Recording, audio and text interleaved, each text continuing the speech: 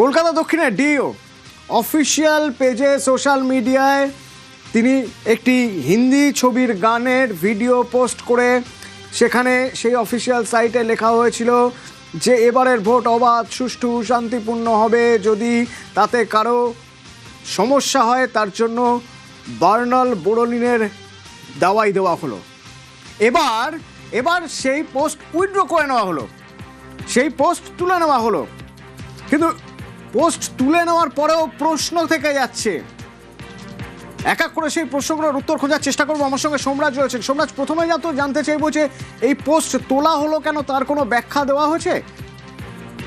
দেখো, এই পোস্ট কেন তোলা হয়েছে তার ব্যাখ্যা দিয়ে দক্ষিণ কলকাতা ডিস্ট্রিক্ট ইলেকশন অফিসার তিনি নিজেই পোস্ট করে জানিয়েছেন যে যেহেতু এই পোস্টকে কেন্দ্র করে বিতর্ক শুরু হয়েছে, বিতর্ক চলছে এবং ভোটারদের আবেগকে আঘাত করা হচ্ছে, সেই কারণেই এই পোস্টকে তুলে নেওয়া হলো।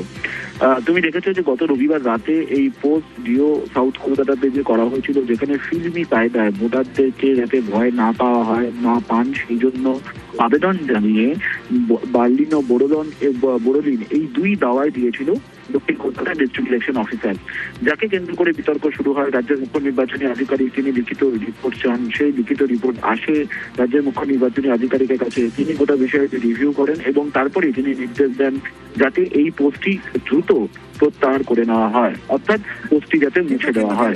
তারপরে এখান থেকে তো পাল্টা প্রশ্ন তৈরি হচ্ছে যে সিইও নির্দেশ দিচ্ছেন, তারপরে এই পোস্ট প্রত্যাহার করা হচ্ছে, কিন্তু কার নির্দেশে পোস্ট করা হয়েছিল? দেখো, দক্ষিণ কলকাতা ডিস্ট্রিক্ট ইলেকশন অফিসার যে রিপোর্ট রাজ্যের মুখ্য নির্বাচনী আধিকারিককে দিয়েছেন, যেটা কমিশন সূত্রে জানা যাচ্ছে, সেখানে তিনি বলছেন যে ভোটাররা যাতে কোনোভাবেই ভয় না পান ভোট দিতে যাওয়ার জন্য, তাকে মাথায় রেখেই তিনি এই ফিল্মি কায়দায় পোস্ট করেছিলেন, অর্থাৎ তিনি এই গানটিকে উল্লেখ করেছিলেন। এর পিছনের আর কোনো উদ্দেশ্য ছিল না, তেমনটাই তিনি লিখিত রিপোর্টে জানিয়েছেন রাজ্যের মুখ্য নির্বাচনী আধিকারিককে বলে কমিশন সূত্রে খবর। এবং তারপরেই রাজ্যের মুখ্য নির্বাচনী আধিকারিকের তরফে নির্দেশ দেওয়া হয় পোস্টটি উইথড্র করার জন্য, এবং তারপর ইতিমধ্যেই পোস্টটি উইথড্র করে নেওয়া হয়েছে। যে যে সোশ্যাল সাইটে পোস্টটি করা হয়েছিল প্রত্যেকটি সোশ্যাল সাইট থেকেই পোস্টটি উইথড্র করে নেওয়া হয়েছে।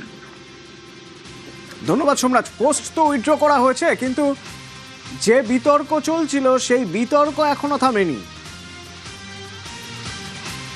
বাড়ির মালিক যা করবে বাড়ির দারোয়ান সেটাই ফলো করবে। এরেক ওব্রায়েনরা যেদিনকে দেখা করতে গিয়েছিলেন, যে অসভ্যতম করেছিল, সোজাসুজি তৃণমূলকে থ্রেড দিয়ে টুইট করা হয়েছিল। তখন কলকাতা সাউথের ডিও সেই বা পিছিয়ে থাকবে কেন?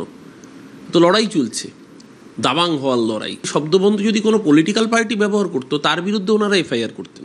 তাহলে কেন এই পার্টিকুলার ব্যক্তি শুধু টুইটটা সরিয়ে দিয়ে ক্ষান্ত হবেন? টুইট সরিয়েছেন মানে নিজেরাই স্বীকার করছেন নিজেরা অন্যায় করেছেন, তাহলে সেই ব্যক্তির বিরুদ্ধে কেন ডিসিপ্লিনারি অ্যাকশন নেওয়া হবে না? নির্বাচন কমিশন কি করবেন না করবেন সেটা নির্বাচন কমিশন বুঝছেন। কারোর যদি কোনো আপত্তি থাকে তারা সেটা ব্যবস্থা করবে।